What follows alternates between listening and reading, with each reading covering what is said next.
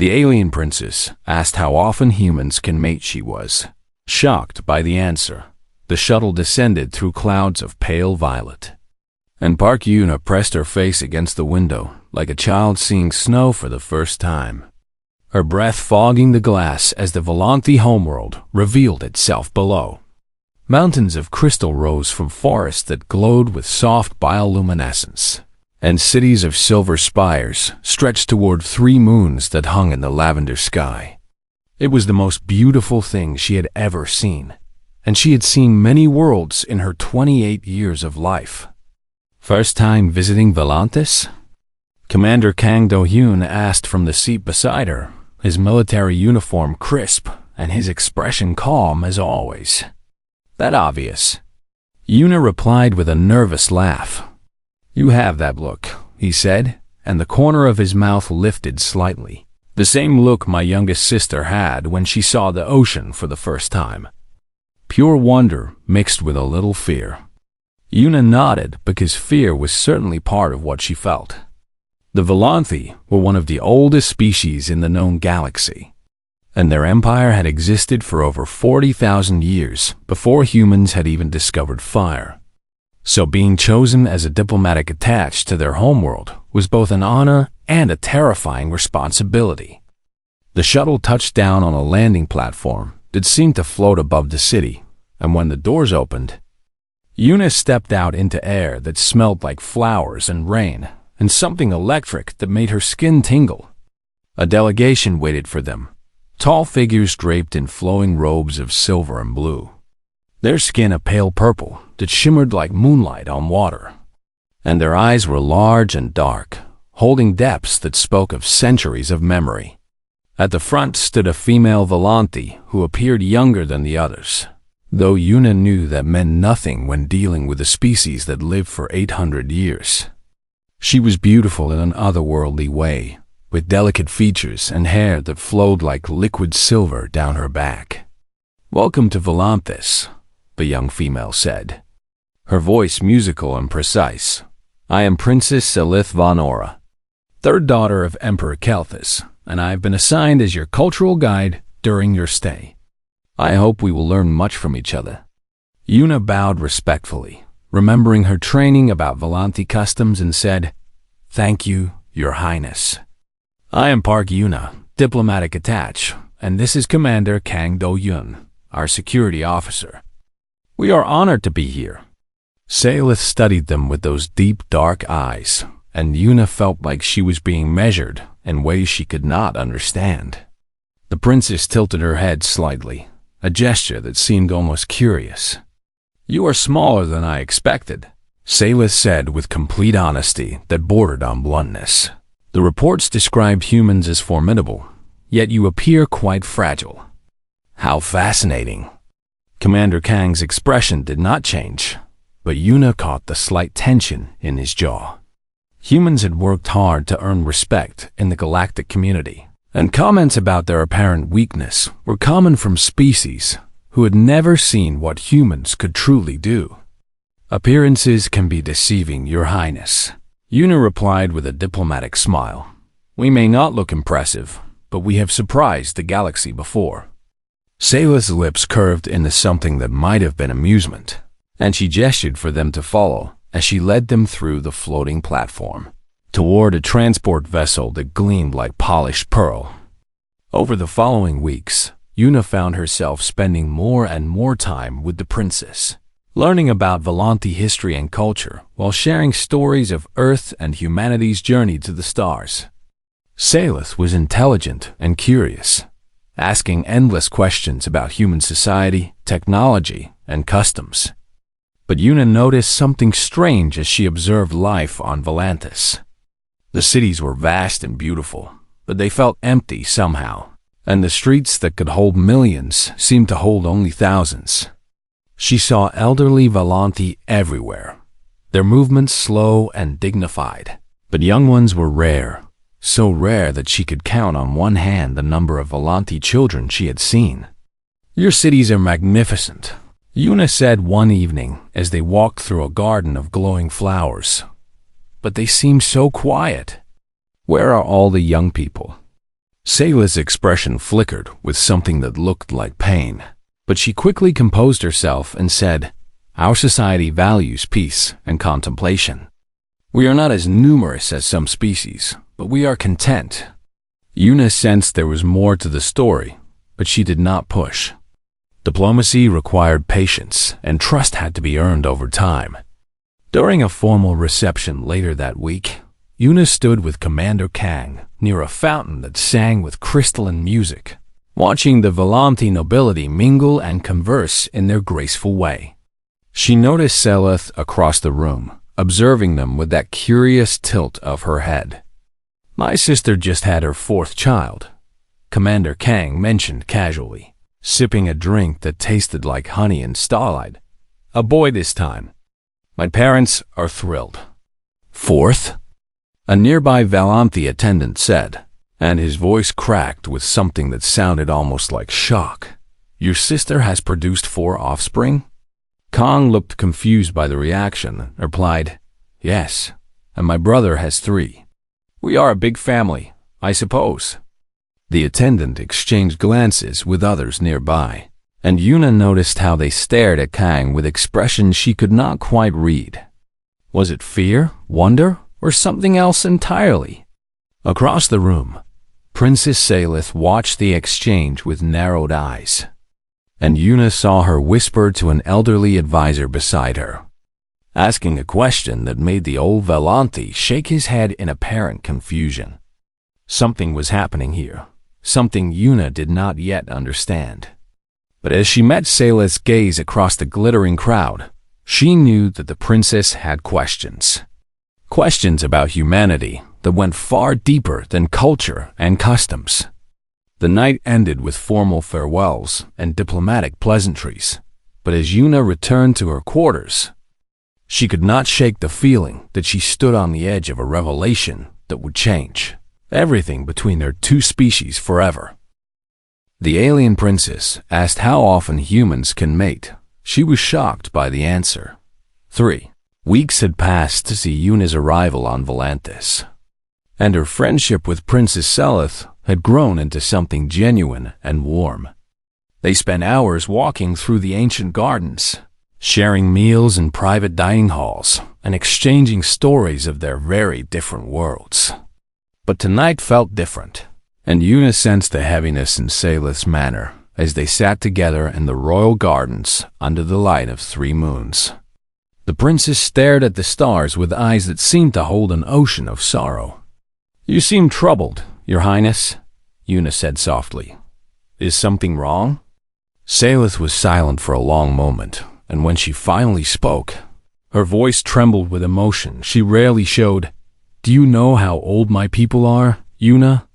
Do you truly understand what it means to be Volanti? Your empire has existed for over 40,000 years. Yuna replied, "You were building cities when my ancestors were still living in caves. Your history is beyond anything humans can imagine."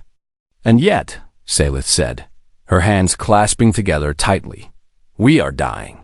The words hung in the air like a cold wind, and Yuna felt her heart freeze in her chest. Dying was not a word she had expected from a princess of the most powerful empire in the galaxy. "What do you mean?" Yuna asked, leaning forward with concern. Salith turned to face her, and tears glistened in those deep, dark eyes. "This is our greatest secret, and I am trusting you with it because I believe you are someone who can understand. Our species cannot reproduce as we once did, and we have been declining for thousands of years." Yuna's mind raced as she tried to process this revelation, and she remembered the empty cities, the lack of children, the way older Volanti outnumbered the young by staggering margins. How is that possible? Yuna asked, her voice barely above a whisper. "Our bodies can only produce offspring once every 40 years, Salith explained, her voice heavy with grief. "And even then, the success rate is less than 30%. Many couples never have even 1 child, and those who do consider it a miracle." She stood and walked to the edge of a glowing pool, staring at her reflection as she continued. "Our entire empire, stretching across 1,000 worlds, has fewer children than a single human city. Do you understand what that means, Yuna? Yuna stood and joined her by the pool, placing a gentle hand on the princess's arm. I am so sorry. I had no idea. No one outside our highest councils knows, Salith said. We hide it because we are afraid. If other species knew how weak we truly are, they might see opportunity in our decline. Our power has always been based on the perception that we are invincible. They stood in silence for several minutes, and Yuna struggled to find words that could offer any comfort. What could she possibly say to a princess watching her entire species fade into extinction? Finally, Selith turned to face her with an intensity that caught Yuna off guard, and the princess asked a question that seemed to burn with desperate curiosity. I have observed your kind since you arrived, Salith said. I have seen your people touch each other with casual affection.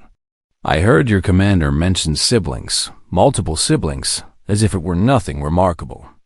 Tell me truthfully, Yuna, how often can your species produce offspring? Yuna blinked in confusion at the question because it seemed so basic, so obvious that she was not sure how to answer. What do you mean? How often? Your reproductive cycle, Salith pressed, her voice urgent. How frequently does it occur? Well, Yuna said, still puzzled by the intensity of the question. Human women can conceive roughly once a month, every month, from puberty until middle age. The cycle never really stops until menopause, which happens around 50 or 60 years old. Salith's face went completely blank, and she stared at Yuna as if she had just spoken in a language that made no sense. Once a month? Yes, Yuna confirmed, growing concerned by the princess's strange reaction. And pregnancy only takes about 9 months. After that, a woman could technically conceive again almost immediately. The most wait a bit longer between children. The princess took a step backward, her eyes wide with something that looked almost like fear. That cannot be correct. You must be mistaken, or perhaps something was lost in translation. Yuna shook her head. I am not mistaken. Humans can have many children over their lifetime. Some families have 5, 6, or even more. My grandmother had 8. Salith's breathing became rapid, and she placed a hand against a nearby tree as if to steady herself. Her legs seemed weak, and Yuna rushed forward to support her. I need verification, Salith managed to say, her voice barely audible. Can your xenobiologist confirm this? Yuna pulled out her communication device and contacted Dr. Lim Sujin, who arrived within minutes looking concerned and confused. When Yuna explained what the princess wanted to know, the doctor smiled gently and nodded. Everything Yuna told you is accurate, Your Highness, Dr. Lim confirmed. Human females are fertile for roughly 35 to 40 years of their lives, with the potential for conception every 28 days or so. A healthy woman could theoretically produce 20 or more children in her lifetime. The most choose to have far fewer. Salith sank onto a stone bench, her face pale even by Volanti standards, and she stared at nothing as her mind struggled to comprehend what she had just learned. 20 offspring, she whispered, and the words seemed to physically hurt her. In a single lifetime. A lifetime that is only, 80 years for your kind. About that, yes, Dr. Lim replied. The princess sat motionless for what felt like an eternity, and when she finally spoke, her voice cracked with a mixture of awe and devastation that Yuna would never forget. You could repopulate our entire empire in a single generation, Salith whispered, and a tear rolled down her shimmering cheek. Your species could do in 1 century what we have failed to accomplish in 10,000 years. We thought you were the primitive ones, but we are the ones who are truly dying. Yuna knelt beside the princess and took her hands gently, not knowing what words could possibly offer comfort in this moment, but understanding that everything between their 2 species had just changed forever. The alien princess asked how often humans can mate. She was shocked by the answer. Palace descended into chaos as security teams rushed to contain the misinformation spreading across Volanti networks. Edited footage and false reports painted humans as breeding swarms intent on consuming every world they touched. And public fear was rising with every passing minute. Yuna stood with Commander Kang and Dr. Lim in a secure room while Salith worked frantically to trace the source of the propaganda. The princess's fingers flew across holographic interfaces as she dug through data streams and communication logs. "Found it," Salith announced, her voice tight with barely contained fury. The broadcasts originated from Ambassador Thelvarus' personal network. He has been planning this for weeks, feeding edited information to media outlets and preparing public opinion against humans. Why would he do this? Yuna asked, struggling to understand the depth of hatred required for such betrayal. "Fear," Salith replied bitterly. "Thelvarus has always been an isolationist. He believes our empire can only survive by cutting ourselves off from all other species. When he learned about human reproduction, he saw an opportunity to turn that fear into action." Dr. Lim stepped forward, her expression thoughtful. "There may be more to it than simple fear. During my conversations with Volanti scientists, I sensed something they were not telling me. Your Highness, I need access to your species' medical archives." Salith hesitated, looking torn between secrecy and necessity. Those archives contain our most guarded biological records. Revealing them to outsiders has been forbidden for thousands of years. "I understand the risk," Dr. Lim said gently. "But if my suspicions are correct, the truth might be the only thing that can save your people and prevent this conflict." After a long moment, Salith made her decision and led them through winding corridors into the depths of the palace. They passed security checkpoints that required genetic verification, voice recognition, and codes that only the royal family possessed. Finally, they entered a vast chamber filled with crystalline storage units that pulsed with soft light. These archives contain every biological study conducted on our species for the past 30,000 years. Salith explained. "What are you looking for, Doctor?" Dr. Lim moved through the archives with practiced efficiency, pulling data streams and studying genetic sequences that glowed in the air around her. Minutes stretched into hours as she worked, and Yuna watched the doctor's expression shift from curiosity to shock to profound sadness. "I found it," Dr. Lim finally said, and her voice carried a weight that made everyone in the room go still. "What is it?" Salith demanded, moving closer. Dr. Lim turned to face them, and tears glistened in her eyes. "Your Highness, your ancestors did this to themselves. Approximately 12,000 years ago, Volanti geneticists deliberately modified your species' reproductive system to reduce fertility." Salith staggered backward as if she had been struck. "That is impossible. Why would they do such a thing?" "According to these records," Dr. Lim continued, pulling up ancient documents that floated in the air, "your empire was facing catastrophic overpopulation. Resources were strained, civil wars were brewing, and your ancestors feared that unchecked growth would destroy everything they had built. So they engineered a solution." She gestured to a genetic map that displayed the modifications in glowing red. They introduced changes that would reduce fertility to what they considered sustainable levels. The modifications were designed to take effect gradually over generations, giving society time to adapt. "But something went wrong," Commander Kang said, understanding dawning on his face. Dr. Lim nodded grimly. "The modifications worked too well and continued to progress beyond what was intended. By the time your people realized what was happening, the changes had become permanent and irreversible. Your ancestors' attempt to control nature doomed your species to slow extinction." Salith collapsed onto a nearby bench, her body shaking with silent sobs. 12,000 years of decline. Millions of Volanti who were never born. An entire civilization fading away, and it had all been caused by her own ancestors' fear of life itself. "We did this to ourselves," she whispered, her voice broken.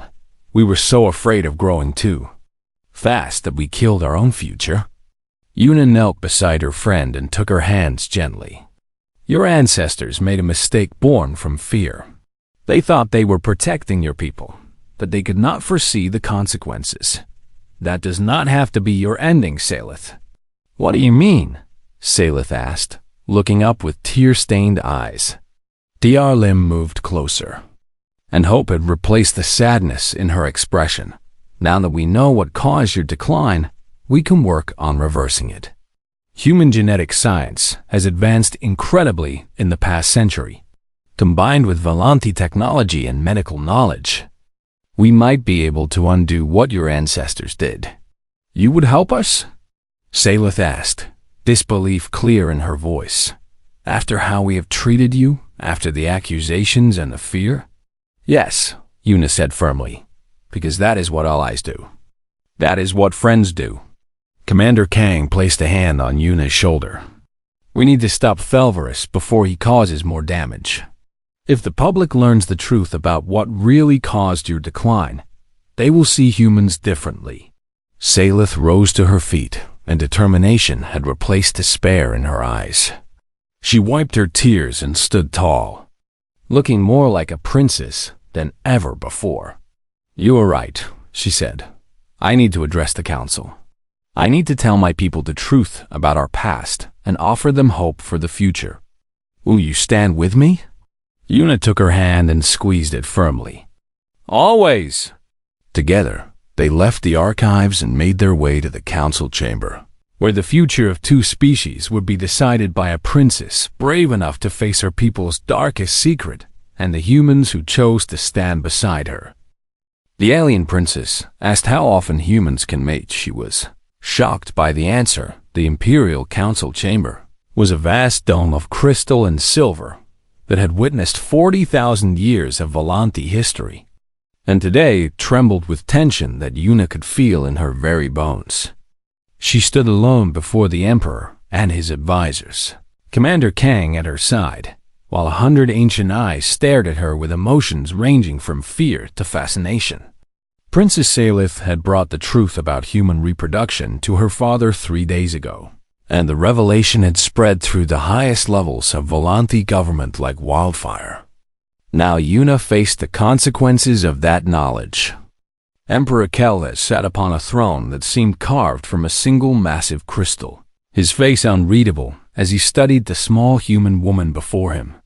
He was ancient even by Volanti standards, over 700 years old, and his eyes held the weight of centuries.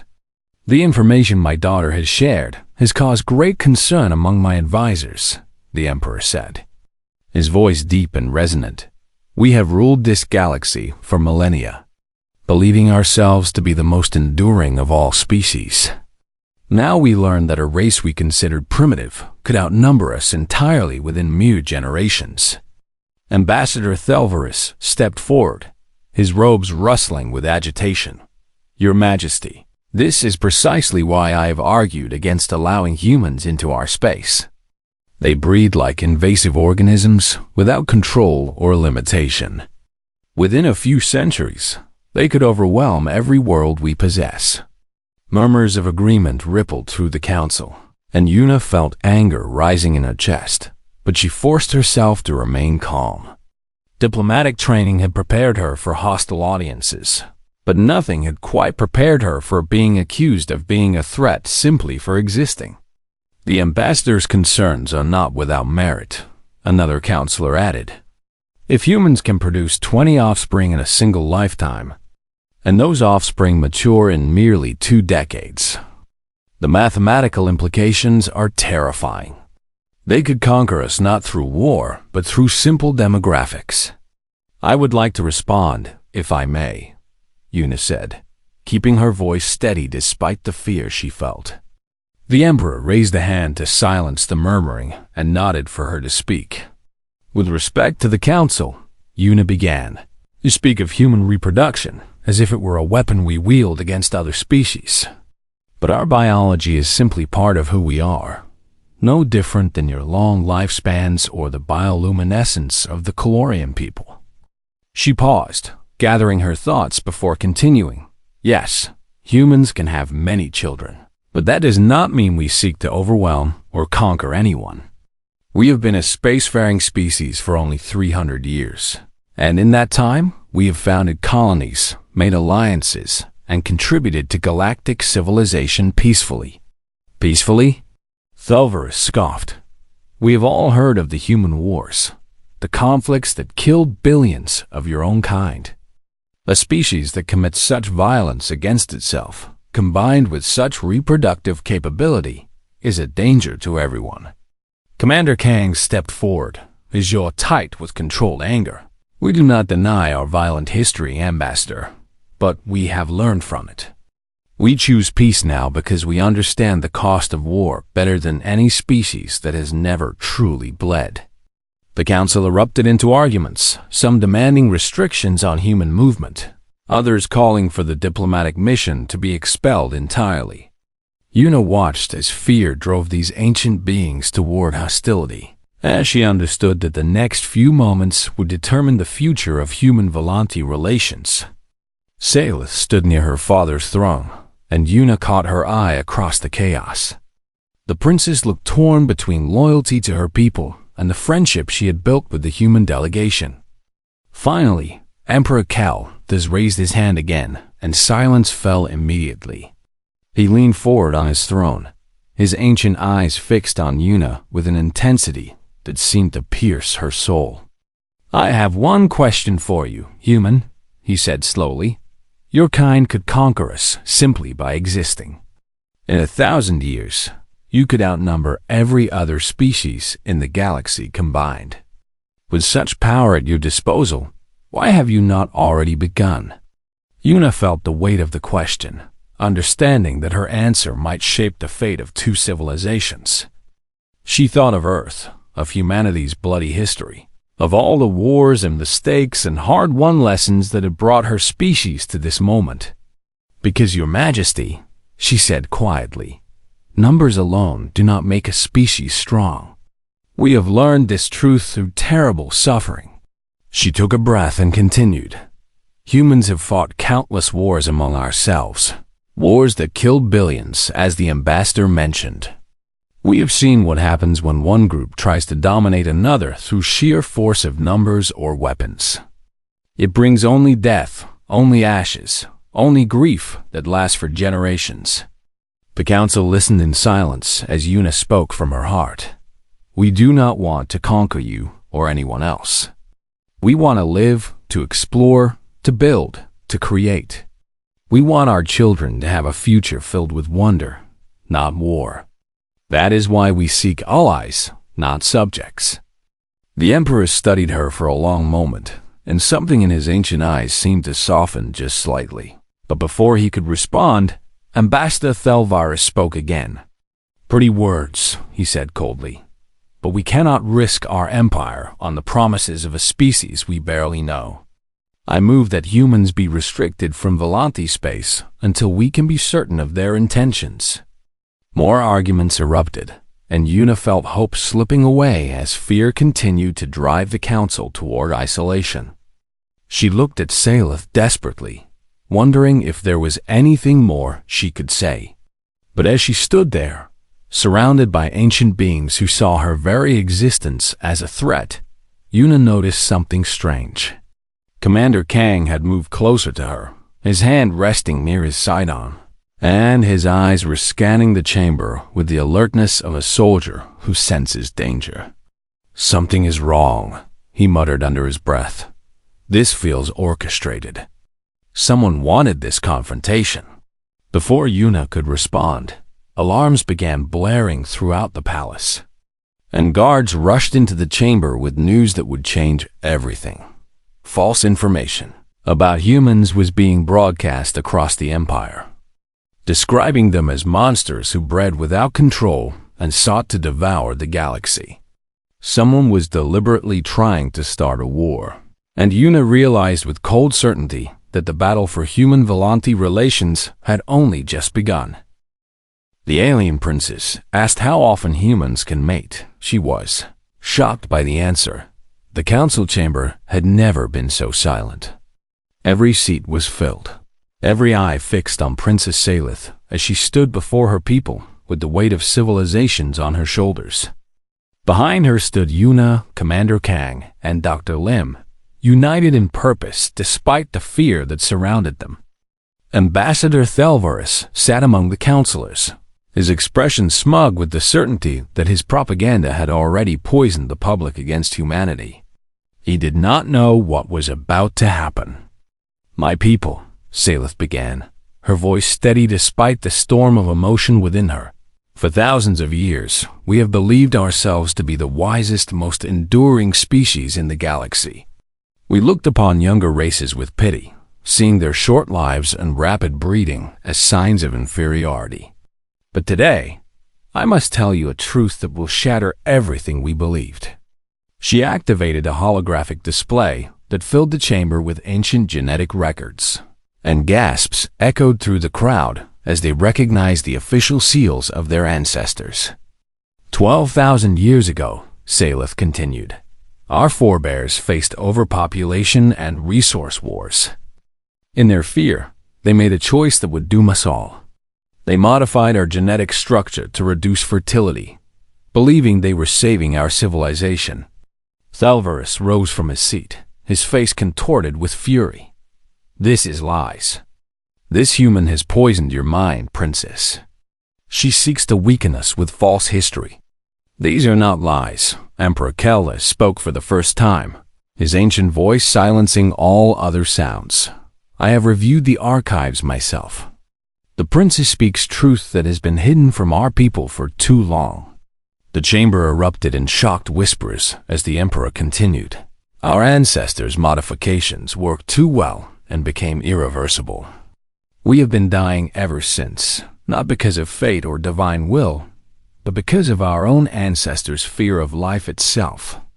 Salith stepped forward, tears streaming down her face, but her voice growing stronger.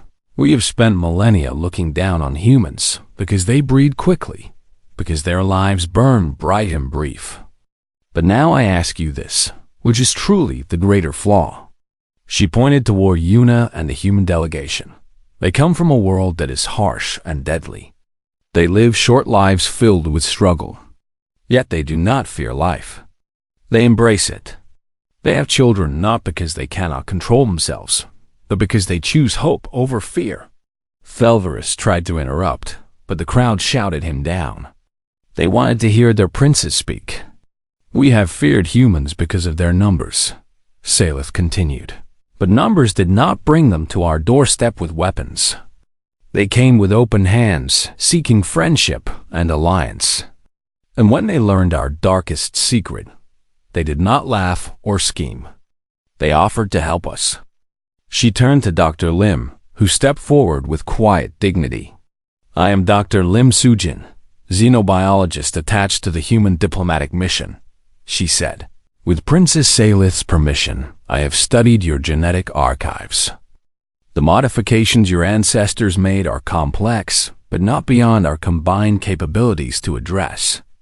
Human medical science, merged with Volante technology, could potentially restore your fertility within a few generations." The chamber exploded with shocked voices, hope and disbelief mingling in equal measure. Counselors who had demanded human expulsion now stared at Dr. Lim with desperate optimism. "This is a trick," Thelvarus screamed, his composure finally cracking. "They want to make us dependent on them. They want to control us through our own desperation." Yuna stepped forward, and though she was small compared to the towering Volante, her presence commanded attention.